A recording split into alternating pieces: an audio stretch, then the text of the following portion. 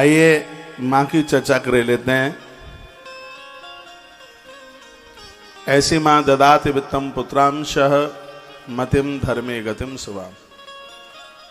जिनकी कृपा पाकर के क्या नहीं मिलता, कुबेर भी जिनसे वित्त धन लेने के लिए जाते हैं, ऐसी मां भगवती जगदम्बा। और ये सत्य है, संपदा का डिपार्टमेंट मां भगवती जगदम्बा के हाथ में। इसलिए मां दुर्गा का भगत कभी भूख को नहीं मिलता, उसके पास किसी भी चीज का अभाव नहीं रहता। नवरात्रा चल रही है, यज्ञ में सूखा गोला, हमारे यहाँ तो उसको गिद्दी का गोला कहते हैं, आपके यहाँ पंजाब में क्या कहते हैं पता नहीं है। सूखा गोला जिससे भैया दूज पर भाई का तिलक टीका करके जब बहन उसको बतासों के साथ में देती है, उसकी बड़ी महिमा। ये श्री वर्धक है, ये संपत्ति बढ़ाता है। और बहन जब भाई के भाल के ऊपर जब तिलक करती है भाई दूज को, तो बतासे के साथ वो जरूर देती है, इसलिए क्योंकि मेरे भाई के पास संपत्ति की कमी न रहे, इसलिए वो भैया की झोली में वो उसे भरती है उसे। तो नवरात्रा का समय चल रहा है और वह गिद्दी गोला, कहीं इसको गट्ट भी बोलते हैं। हाँ, यहां भी बोलते हैं क्या? अच्छा, गट्टी ही बोलते हैं। अच्छा, यहां कलावा को खमली बोलते हैं, खमली। भाई को पाई बोलते हैं, भा पा में बदलता है? इधर को इत्थे और उसको उत्थे। अच्छा, पंजाबी है, बढ़िया, अच्छी है। हमें बोलना नहीं आता, सुनने में तो अच्छी लगती ही है, बट बढ़िया लगती है।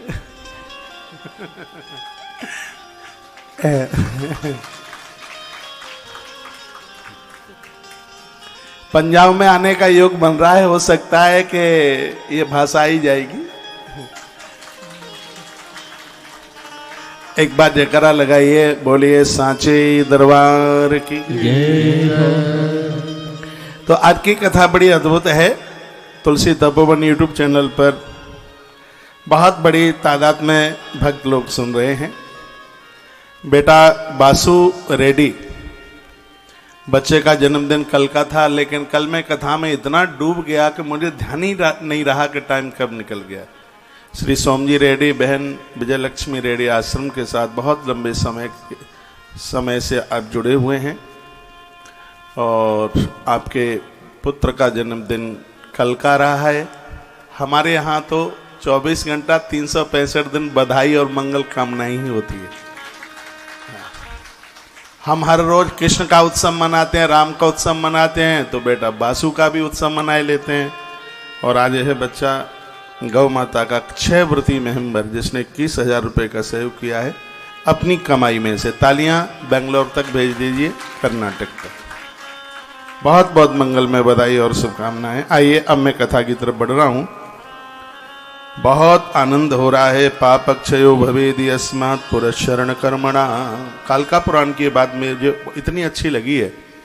आपने जहां से भी गुरुमंत्र गुरु दीक्षा ली है, अपने गुरुमंत्र का एक पुरुषण जरूर कीजिएगा। और उस मंत्र में जितने अक्षर हैं उतने पुरुषण कर दिए तो आपका इष्ट आपकी आंखों के सामने आके खड़ा हो जाएगा। जैसे ओम नमो भगवते वासुदेवाय, इसमें 12 अक्षर हैं। 12 लाख जब करोगे तो एक पुरुषण पूरा हो जाएगा। और ऐसे कहीं फिर 12 पुरुषण हो जाएं तो आपका इष्ट आपके सन्मुख होगा। संपूर्ण पाप जल करके राख हो जाते हैं पुरुषण करने से। मंत्र की महिमा कल भी आप सुन रहे थे। एकात्र संध्यास्तु प्रतिदिनम बीज संघात केन च। भले आप थोड़ा सा जपें, लेकिन उसको तीनों कालों में जपें, सुबह भी, मध्य में भी, दोपहर में भी और शाम को भी।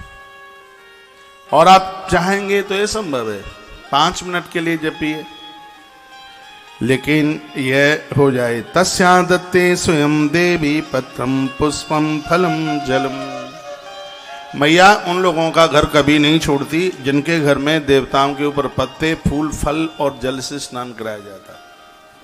ये बात सुन लो, आपको कोई सुनाएगा नहीं। यह बात कालका पुराण है, दुनिया बहुत बड़ी है, लेकिन पटियाला की ही व्यासपीठ से काल का पुराण हो रहा है और कहीं नहीं हो रहा है इस समय। टीवी पर वैसे कहीं हो रहा हो सकता है, लेकिन लगता नहीं है।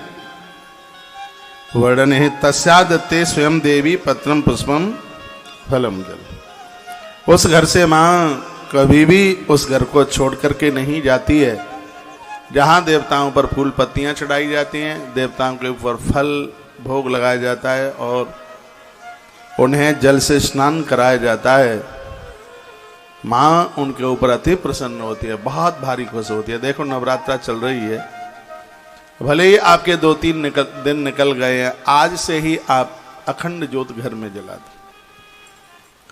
किसी का जादू टोना टोटका महामारी दुकान व्यापार के लिए उल्टा पुल्टा कोई कर नहीं पाएगा, उसका चलेगा ही नहीं। तिल के तेल की महिमा है नवरात्रा में। कोई रुग्ण है, रोगी है, दवाई लगती नहीं है, सरसों के तेल की महिमा। एक जोत जलाइए, आपके घर के कोई मंगल कार्य कभी रुकेंगे नहीं। घृत तेल की इतनी बड़ी महिमा। 3 जोत अपने घर में आप जलाते, बहुत बड़ी महिमा। मां ज्योत से प्रसन्न। मां का तो एक रूप ज्योत में ही है। हाँ, 51 पीठों में से मां, इसलिए उसको ज्योता वाली के नाम से जानते हैं। कौन सी जगह बता सकेंगे आप? ज्वाला मां। सदियों से ज्योत जल रही है, सदियों से। मैं इस व्यासपीठ से थोड़ा सिद्ध पीठों की, शक्ति पीठों की भी मैं आपको चर्चा करूंगा। हो सकता है आज कालका पुराण में माता विंध्यवासिनी और कामाख्या माता की चर्चा हो सकता है। वहां तक यदि पहुंच जाऊंगा तो जरूर वह चर्चा आपके बीच में होगी। तो वर्णन किया गया कि धूमोद्बारे तथा वान्ते नित्य कर्माणि संतजेत। माता जी का जो आप हवन करते हैं, यज्ञ करते हैं, किसी भी देवता का यज्ञ आप करते हैं, यदि यज्ञ का धुआं पूरे घर में जाकर के फैलता है, ये धुआं आपके घर में रोग नहीं फैलने देता। किसी का उल्टा पुल्टा किया गया, उसका असर नहीं होता। ये धुएं का इतना बड़ा प्रभाव है। यजन का धुआं। आज मैं सिंगला जी के घर पर रुका हूं, तो हमने लड्डुओं से हवन किया है। कल वो कालका पुराण में निकला था ना, लड्डू और खीर। ये नवरात्रा में माँ को अति माँ प्रसन्न होती है। तो ये सिर्फ आपको बताने के लिए नहीं है, इसको हम खुद करते हैं। हो सकता है इससे पूर्व मुझे नहीं पता था, तो मैंने आज पहली बार अपने 29 वर्ष के 28 साल पूरी हो रही है मुझे कथा को, अभी हो जाएंगी 2 मई को, तो 29वां लग जाएगा, 28 पूरे हो रहे हैं। पहली बार मैंने नवरात्रा में माँ के हवन में, यज्ञ में लड्डू का भोग लगाया, लड्डू की आहुति डाली। क्योंकि देव्या मोदक प्रिय, कल एक श्लोक में ये वर्णन था। माँ को नवरात्रा में ये बहुत ज़्यादा पसंद है। तो ईश्वर ने कृपा करी है, 2023 के चैत्रीय नवरात्रा में हम और आप बैठे हैं। तो इस नवरात्रा को आप ऐसे ही हाथों से मन निकल जाने दीजिए। इसमें कुछ अच्छा सा कर लें, बढ़िया सा कर लें। विशेषतः शिव पूजा, नवरात्रा के साथ भगवान महादेव की आप पूजा करते हैं तो इसमें माता भगवती और ज़्यादा अति प्रसन्न होती है, ऐसा भी वर्णन किया गया है। तो शंकर जी की पूजा, कोई भी, आज गणगौर है, राजस्थान में बहुत मनाते हैं, पंजाब का तो मुझे पता नहीं है। गणगौर में गणेश जी और शिवा और शिव, पार्वती माता और भगवान भोलेनाथ और भगवान गणेश, इनकी पूजा होती है। गणगौर की भारी महिमा है।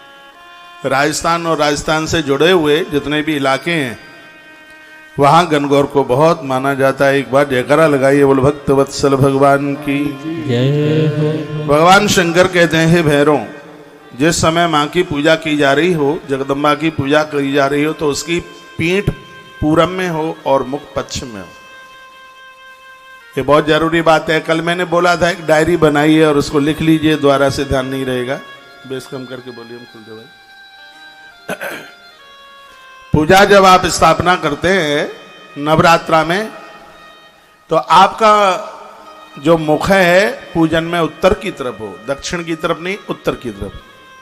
ऐसे मान लिया जाए यह है पूरब, तो मां का मुख ऐसे पश्चिम में, हम कहां बैठे, हमारी पीठ हो दक्षिण में और हमारा मुंह हो उत्तर में। तो उसकी बड़ी महिमा है, ये भगवान से बता रहे हैं। कहते हैं, वो कहते हैं कि ब्रह्म यज्ञ रोज करे, नित्य करे। जो लोग स्त्रियों की निंदा करते हैं उन्हें पूजा का कोई फल नहीं मिलता। स्त्रियों की, नारी की निंदा करते हैं, चाहे भले ही वो आप भी क्यों ना करें निंदा। हो सकता है कि आप अपनी सास मां की करती हो निंदा, हो सकता है आप अपनी बहू की निंदा करती हो। जो राजा की निंदा करता है, गुरु की निंदा करता है, स्त्री की निंदा करता है, हरि और हर की निंदा करता है, गुरुजनों की निंदा करता है, उसको किए गए सत्कर्म का कोई फल प्राप्त नहीं होता। इसलिए हम निंदक न बने बिल्कुल भी। नारी की भी निंदा बिल्कुल भी ठीक नहीं है। ऐसा वर्णन किया गया है, नित्य कर्मानुष्ठान, नित्य अपने अनुष्ठान को जारी रखें। वर्णन किया है कि जो आसन जला हुआ है, जो आसन फटा हुआ है, ऐसे आसन पर बैठ करके साधना न की जाए।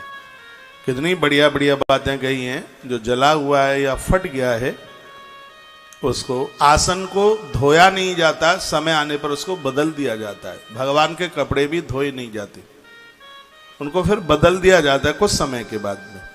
भगवान के वस्त्र नहीं धोइए, वो अलौकिक हैं, वो पहनाने से कभी वो गंदे होते ही नहीं। हाँ, थोड़े मैले हो सकते हैं, लेकिन वो गंदे नहीं हो सकते। तो जब तक उनको आप पहना रहे हैं उन्हें पहनाइए। जब वो पहनाने के लायक नहीं है, फिर उनको इकट्ठा कर लीजिए, किसी नदी में उनको विसर्जित कर दीजिए। ऐसे कहीं मंडाली है जहाँ जिनके, ये मैं पूरा कालिका पुराण से बोल रहा हूँ, इसमें बहुत अद्भुत कर्मकांड का वर्णन है। इसमें पूजा का जो आसन है वो भी धोया नहीं जाता। उसमें किसी का पाम पड़ गया है उसको, तो उस आसन को सूर्य की किरणें दिखा दीजिएगा। किसी ऋतुकाल में किसी नारी की छाया पड़ गई है, उसका हाथ लग गया है, तो सूर्य भगवान की किरणें उसके ऊपर पड़ने से वो शुद्ध हो जाता है, वो पवित्र हो जाता है। लेकिन वो फट गया है, वो जल गया है, वो साधना के बिल्कुल लायक है ही नहीं। वर्णन है कि जिस धरती पर यदि किसी ने मलमूत्र का विसर्जन किया है और वो पूजा की जगह है, तो गैया के गोबर के लीपने से ही वो स्थान पवित्र हो जाता है, शुद्ध हो जाता है। ऐसा वर्णन, गैया का गोबर। और शायद आपको पता हो, यहां पर माताएं बैठी होंगी, पता होगा आपको, जब पहले बच्चे टॉयलेट कर लेते थे तो थोड़ा सा गोबर ला करके, उस कच्ची जमीनें होती थी, उसको ऐसे लीप दिया जाता था। तो यहां बड़ा अच्छा वर्णन है कि गौ माता के गोबर के द्वारा भूमि शुद्ध हो जाती है। जिस स्थान पर आपने भोजन किया है वो स्थान भी अशुद्ध माना जाता है, अपवित्र माना जाता है। फिर क्या करें, उस पर पानी के छींटे लगा करके उस पर पोंछा लगा दें। आजकल तो फर्श चलता है, तो पानी के छींटे। आपने शायद देखा हो, ग्रामीण इलाके में आज भी होता है, जहां लोग भोजन करते हैं, भंडारे में पंगत हो जाती है, और जब वो पत्तलें उठा ली जाती हैं तो तब तक उस स्थान पर दूसरे लोग भोजन करने के लिए नहीं बैठते जब तक पानी के छींटे उसके ऊपर नहीं लगा दिए जाते। तो यहाँ वर्णन किया गया है कि जल के द्वारा वो स्थान पवित्र हो जाता है। किसी ऐसी जगह पर आप बैठ रहे हैं जो आपके लिए नई जगह है, तो इसमें वर्णन है कि वहाँ जल के छींटे लगा करके फिर वहाँ पर अपना आसन लगाइए, फिर वहाँ पर फिर आप बैठिएगा। पूजा का स्थान, वहाँ भी रोज पोंछा लगाइए, उसको पावन कीजिए। मैंने पूर्व में भी बोला है, इसी ग्रंथ से मैंने बोला है कि घर की दो जगह ऐसी हैं जो सब जगह का झाड़ू वहाँ नहीं चलता। एक है आपकी रसोई और एक है आपका मंदिर। वैसे मंदिर में तो झाड़ू क्या, उसमें तो एक डंडे में कपड़ा बांधिए और उसे उसको साफ कीजिए। भगवान के सिंहासनों को मोर पंख से साफ कीजिए। मोर पंख घर में अति शुभ होता है, बच्चों को नजर नहीं लगती, टोना टोटका नहीं होता। बच्चों की सुखद और समृद्धि के लिए घर में मोर पंख को बहुत विशेष माना गया है। भगवान की आरती के लिए घर में चवर रखिए। एक भी घर ऐसा ना हो जिसके घर में शंख ना हो। शंख एक मुखी से लेके 5 मुखी तक आता है। शंख एक समृद्धि का प्रतीक है। जिसके घर में शंख होता है उसके घर में गूंगे बहरे बच्चे जन्म नहीं लेते।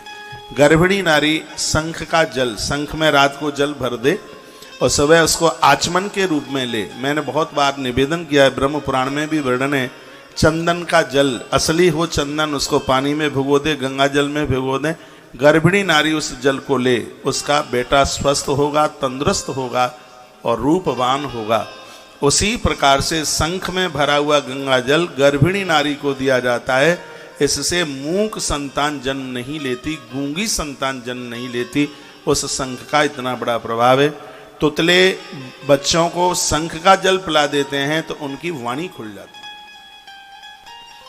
जो इस शंख का जल लिया जाता है वो दक्षिणी शंख होता है, जिसका ऊपर से मुंह बंद होता है, यानी जो भगवान को पूजा करने वाला शंख है। जैसे शंख को मुंह से बजाया जाता है, उस शंख में जल भरकर कभी देवी देवताओं को नहलाया नहीं जाता। शंख से सिर्फ एक ही देव नहलाया जाता है जो भगवान विष्णु के प्रतीक में है। राम है, कृष्ण है, सालराम भगवान है और भगवान विष्णु हैं। उनको शंख के द्वारा उनको स्नान कराया जाता है। भगवान महादेव के ऊपर शंख से नहीं नहलाया जाता, उनको श्रृंगी के द्वारा स्नान कराया जाता है।